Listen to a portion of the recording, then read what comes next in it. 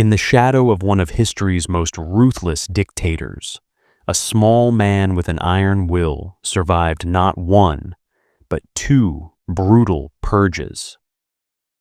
Stripped of power, paraded through streets, publicly humiliated, and exiled to labor in a tractor factory. Yet, he refused to break. His name was Deng Xiaoping, and this is the extraordinary story of how the man Mao Zedong tried to destroy became the architect of modern China. Today, China stands as an economic superpower. But few remember that this transformation was born from the ashes of Mao's catastrophic reign of terror. This is a story of survival, pragmatism, and the ruthless pursuit of power. Born in 1904 in Sichuan province, Deng Xiaoping entered a world of chaos. At 16, he sailed to France, joining thousands of Chinese students seeking knowledge in the West. But in the factories of Paris, young Deng discovered something else: communism. He met Zhou Enlai, devoured Marxist texts, and became a revolutionary printer, earning the nickname Doctor of Mimeograph. After training in Moscow, Deng returned to China in 1927 as a trained revolutionary soldier. Through brutal civil war and the legendary Long March, he walked 6,000 miles alongside Mao Zedong.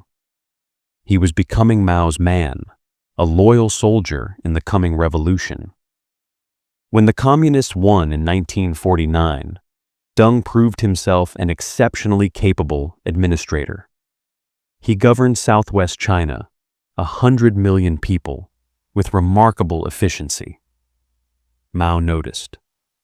By 1954, Deng was Secretary General of the Communist Party, one of the most powerful men in China. But Deng observed something terrifying.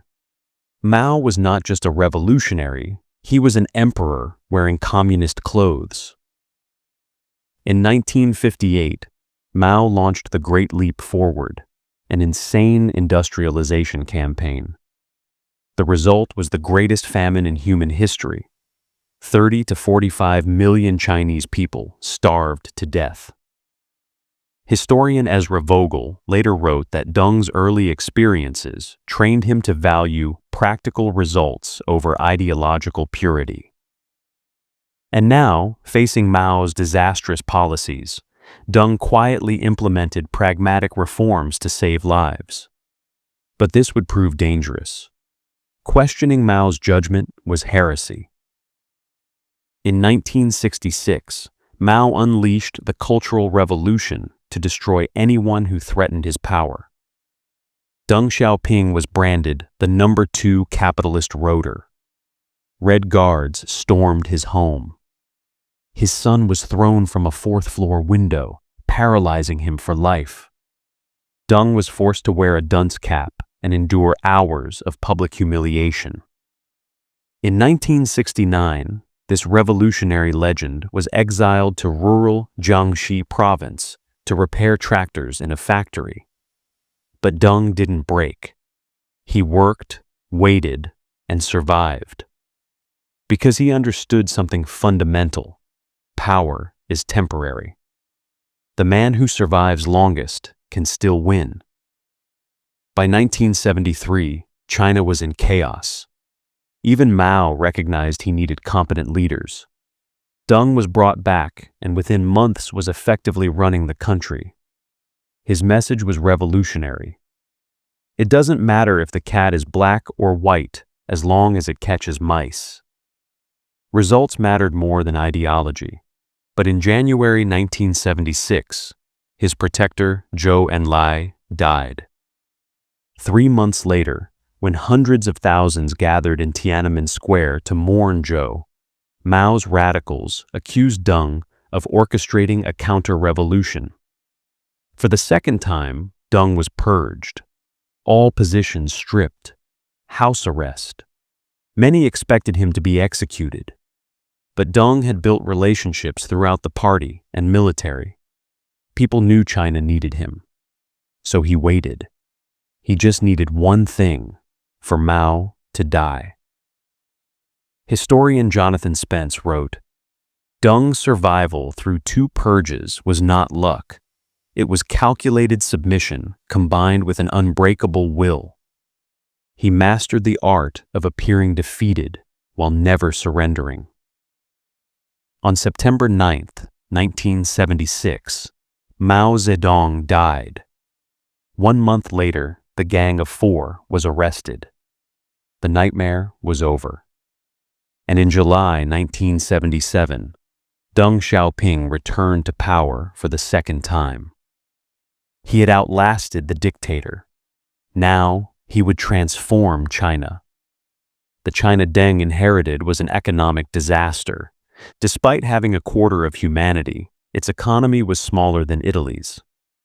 Mao's ideology had created poverty and backwardness. Deng's philosophy was simple: seek truth from facts. He would adapt ideology to reality, not force reality to conform to ideology. In December 1978, Deng announced reform and opening up. He dismantled Mao's collective farms, allowing peasants to farm their own land and sell surplus in markets. Agricultural production soared overnight. In 1980, Deng created special economic zones where capitalism was permitted and foreign investment welcomed.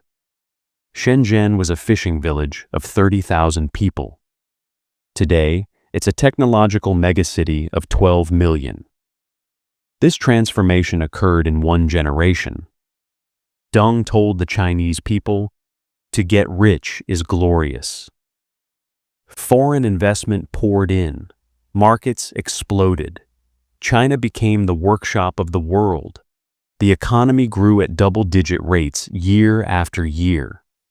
Economic historian Barry Naughton observed, "Deng's reforms weren't a blueprint, they were an experiment." His genius was in allowing success to spread while containing failure. This pragmatic approach created the fastest poverty reduction in human history. Hundreds of millions were lifted from poverty. In January 1979, Deng visited the United States, charming Americans while wearing a cowboy hat. He wasn't just seeking investment, he was executing geopolitical brilliance. By aligning with the West, China gained technology, markets, and a counterweight to the Soviet Union. Political scientist Andrew Nathan wrote, "Deng proved that authoritarian capitalism was viable. He showed the world that economic liberalization didn't require political liberalization, a model that would influence authoritarian regimes globally." Deng's foreign policy, hide your strength, bide your time, never take the lead. China would grow stronger quietly. When the Soviet Union collapsed in 1991, China emerged as the only major communist power still standing, but one that had embraced market economics. But Deng's economic reforms created unexpected demands for political freedom. In spring 1989, hundreds of thousands of students occupied Tiananmen Square, demanding democracy. For 7 weeks, they protested while the world watched. Deng saw this as a threat to party rule and China's stability. On the night of June 3rd to 4th, 1989, he ordered the military to clear the square by force. Tanks rolled through Beijing. Soldiers fired on civilians. Hundreds, perhaps thousands, died. The world reacted with horror. Sanctions were imposed. China was isolated. After Tiananmen, reforms stalled. But in January 1992, Deng, now in his 80s and officially retired, embarked on his famous southern tour. He traveled to southern China and declared, "Reform must accelerate. Development is the absolute principle." Anyone who opposes this is wrong. China scholar Orville Schell observed, Deng's southern tour was his final act of political genius. An old man with no official title remade China's future simply by speaking. It showed that in China, legitimacy and power don't always come from formal positions. It unleashed a second wave of reforms more radical than the first. Stock markets were established. State enterprises were privatized. Foreign investment surged. Throughout the 1990s, China sustained 10% annual growth, the fastest sustained expansion by any large nation in history. Historian Frank Dikötter stated, Tiananmen was Deng's defining choice. He chose stability and party survival over political reform. Everything that followed, China's economic rise and authoritarian resilience, flowed from that decision. In 2001, China joined the World Trade Organization. Today, it's the world's second-largest economy, with the fastest trains, longest bridges, and most extensive manufacturing base.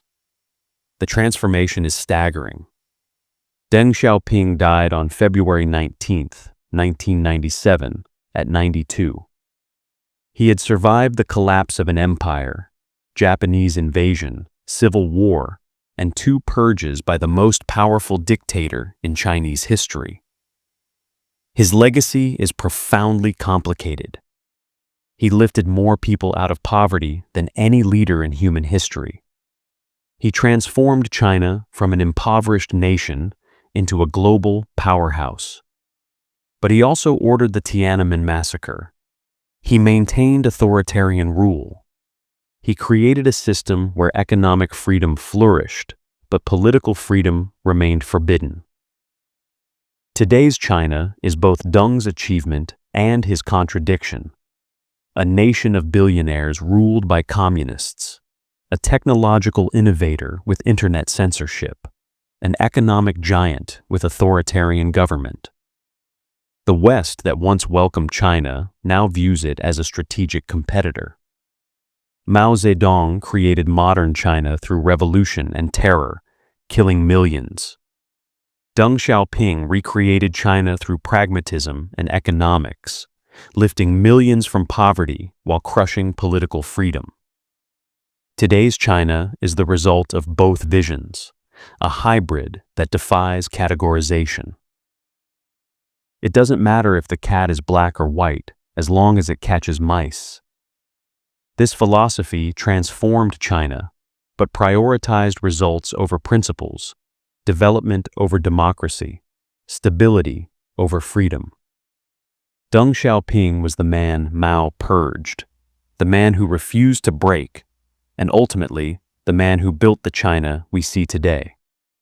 Whether that's a success story or a cautionary tale depends on where you stand.